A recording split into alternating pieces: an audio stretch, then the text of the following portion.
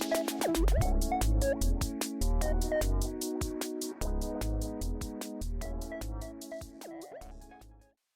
it's Broomwater. Welcome to Chasing the Muse Origin Stories.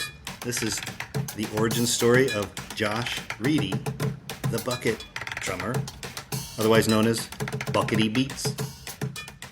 So it's funny because most of your drumming training is in very like formal drumming, right? Like either marching band. Is that how you Yeah. started? I didn't start with marching band, but I started playing drum set, and then I went How into old were you when you started? fourth grade, third grade, Okay.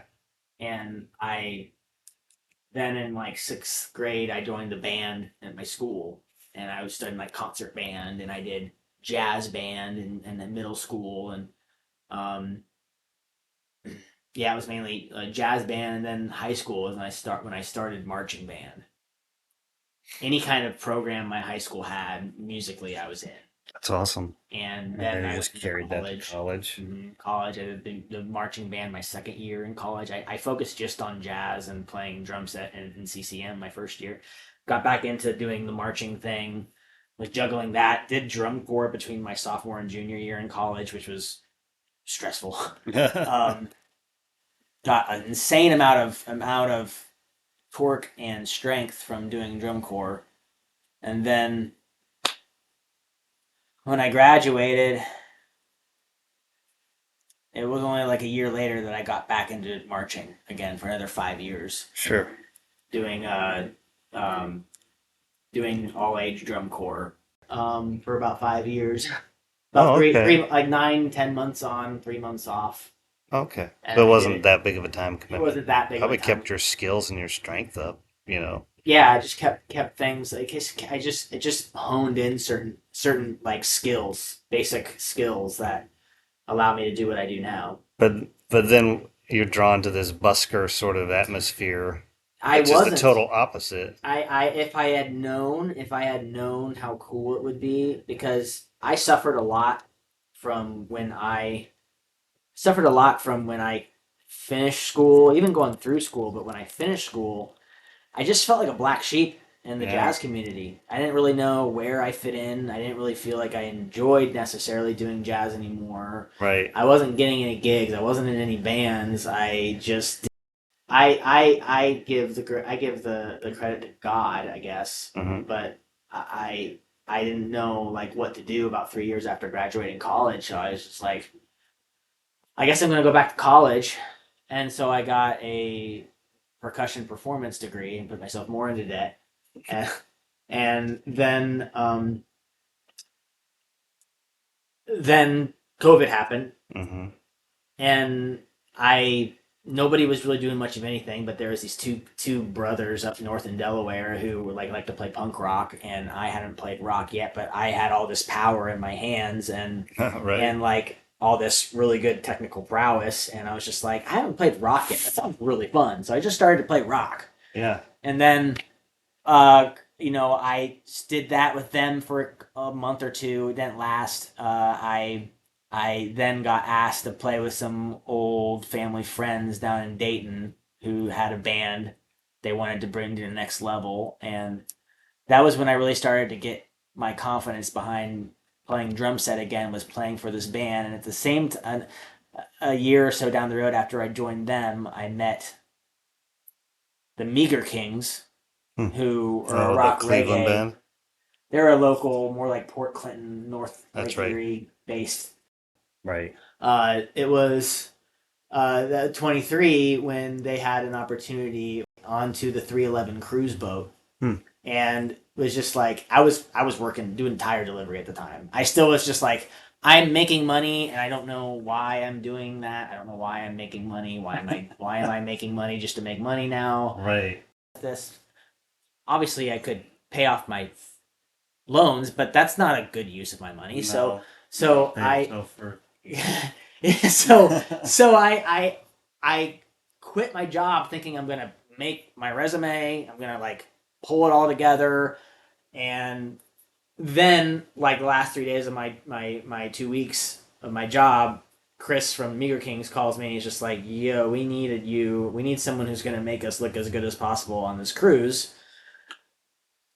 do you want to go play on the 311 cruise boat with us? I was like, yeah. Yeah, that sounds And awesome. so I did. We went down to Miami, But the Florida. timing was kind of perfect for that. It was it. I could not. I could not. Again, all God. Like I don't know. Like it.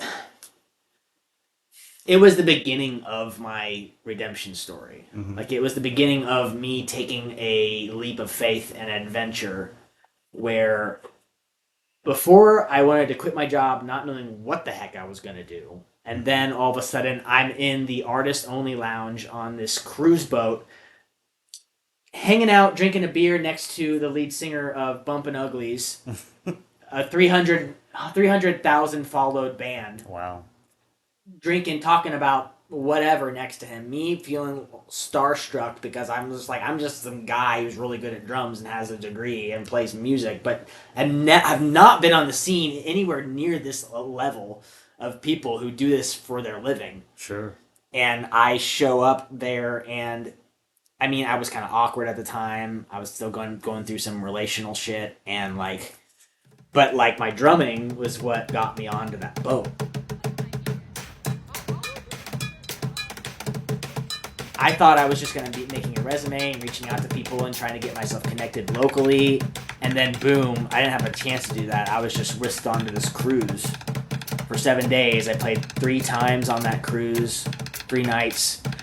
Our band leader on the way down to Florida, he was just like, Josh, so how do you feel about starting off the show with a drum solo? I was just like, Really? yeah. Wow. They had that much trust in me at the time, and Well, they knew your talent. yeah. And I was just like, hold on, let me think about this. So I thought it through. I was thinking about the song we were gonna start off with Breaking Hearts is the name of the song, and talking about this, man, it's bringing back memories. We're gonna play this song Breaking Hearts, and it was like their opening song, which is really cool. But I was thinking, I was like, I got to set it up this way and set it up that way, and then if I have like an idea how to start and how to end, then it'll work. And we did that all throughout the tour. Finished the cruise, got off onto Florida, and for the next 2.5, 3 weeks, we were there for about a month, maybe a little more.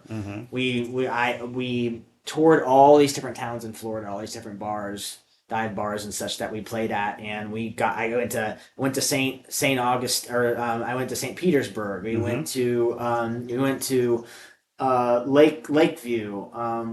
We get to the very end of the tour, and my friend comes down from Ohio, who, he comes down and he joins the tour for just a day or two before we're finished.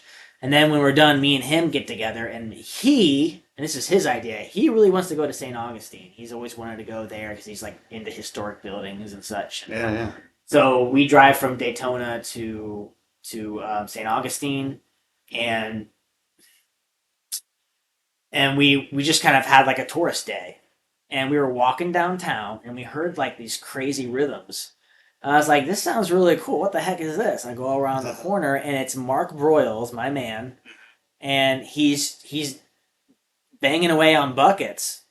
He's the one who kind of inspired you, right? Yeah, he's banging away on buckets, and I go up to him and just like watch him, and I was just like enamored because like I'd not seen stuff quite. I've heard of bucket drummers, but like they just play on one bucket. But he had this setup where it was just like he was playing one bucket here and the snare bucket here, like I'm doing now. But he had like 3 different cymbals on the ground and a pan, and so he was like make all these sounds, and it was just like with kitchenware and stuff, Right. Drumsticks, but like with like what I do, and I saw that, and I saw his little tip bucket, and it was like filling up with money. And me, I just quit my job, and I'm just like, I played with this band, which I didn't make any money doing, but it was a great experience. For sure. But I was just like, promise of something maybe bigger, and you know? and I didn't know, but I didn't know at the time. There were some really magical moments in that tour before I even learned about bucket drumming, but it's so wild because when I discovered him, Mark the bucket drummer, I all of a sudden was just like I want to do this. And so when I got home, I got a few buckets. I had a few splash cymbals and such. And I went into my basement, my parents' basement, and for about a month, like on and off, I was just down in my parents' basement, just like getting my own feel for the bucket, like what he did, and like, okay, what kind of cool patterns can I do with what all the knowledge I have? Right. And Just experimenting. I experimented with like my own bucket setup, and a month later, Delaware First Friday, I just go one block over from my parents' place. My very first time going out to busk, and I just go and start playing.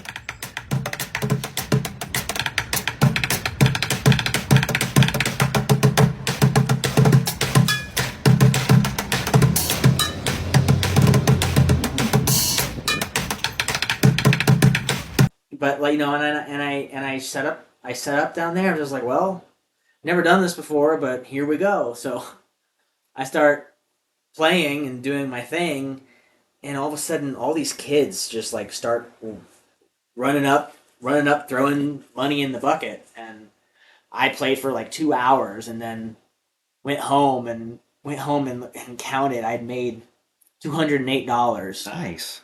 and I was just like. Then my friend Nick was just like, "There you go. You've made money playing music. You're Right. like, found my thing. Like, I Yeah, quit my yeah. job, and now like, let's keep going." And I remember playing, and I remember like throughout the summer, like doing this, and like Bent remember- over a lot. yeah, and I You remember were sitting on a bucket, I was right? sitting on a bucket. My knees were way up high, and Yeah. like I remember being done playing. I remember, oh, my back's a little bit sore. Not like overuse sore. Just like, oh, it's a little bit sore because it's been kind of in this position for a little while. Sure, But sure. But it didn't like ever go into my legs or cause any issues. Right. But that soreness is something that even Betty Barbara is a naturopath, but she was just like, I remember her saying on a video, she's just like, if you're doing something and your back hurts after, stop doing it. Oh, thanks, Barbara. I found that out like about Too late. 2 months too late. Barbara. Yeah, Barbara I don't know. It's not Streisand. It's Barbara I would be something. impressed if it was. Yeah. But I was just okay, so when my body broke down at the end of that year, Your back went out, basically. my back went out basically, and something happened to where like I was not in a good spot, and Yeah. at that point was right when I had started to create content. Mm-hmm. I started to make content, and I was thinking, oh right, cool, like I'm making money still, I'm making content, like When you were This is- Getting like views on your content. And I was too. getting good You could have- views, you have and- good views. even through my struggles physically, I still ended up making more content through what I had done. What I still managed to go back down to Florida because me and Mark were planning to do that for forever, Oh, yeah, yeah. and we did. We made content, and that stuff did pretty well. Were you in a lot of pain by then? I was at a point. I was a week or two, or about a month after the problems arise, and so like I had healed to a point where I was like manageable to some degree, Mm-hmm. but it just kept on surging up and down, and it was like really Yeah. bad at times, and like I The wasn't dread of it was the only thing. right, and I had to get used to that. I struggled so much with like the back pain really just kind of took my brain, and I wasn't myself anymore. I didn't have the energy to play buckets as much. I didn't I Right. just didn't have the drive. I've recently gotten that drive back from Well, we met right in this time. I think. we met After. we met the following spring. Yeah. We That's met right. about a little bit less than a month from now, Yeah. last year. That's right. Is it But only then it been a was- year? Yeah, Wow. because we met at the Worthington Arts Festival. I heard So, you playing the same yeah. way you discovered Mark I heard you and I was like, what? I like that. Yeah. And I was like, who is this guy? Buckitty Beats. And that's why, like, I know the bucket drum thing is such a vehicle for myself as a musician, because when they hear me do that, they're just like, well, I bet this guy sounds amazing on drum kit. That was my first thought. It's like, I wonder what he does outside. Not that I wasn't impressed and didn't enjoy the buckets, but it's just like, dang, you know. Yeah. Well, it's so your back's better at least. My back's a lot better. You changed how you sit. You got an I had to actual change, yep. chair, right? I stack the buckets. Everything's higher now. I'm using a kid's hi-hat stand because a regular hi-hat stand's too high. Okay. Thanks for listening. Tune in next time for another origin story. Now enjoy some music by the one, the only, Matt Styley Steidel.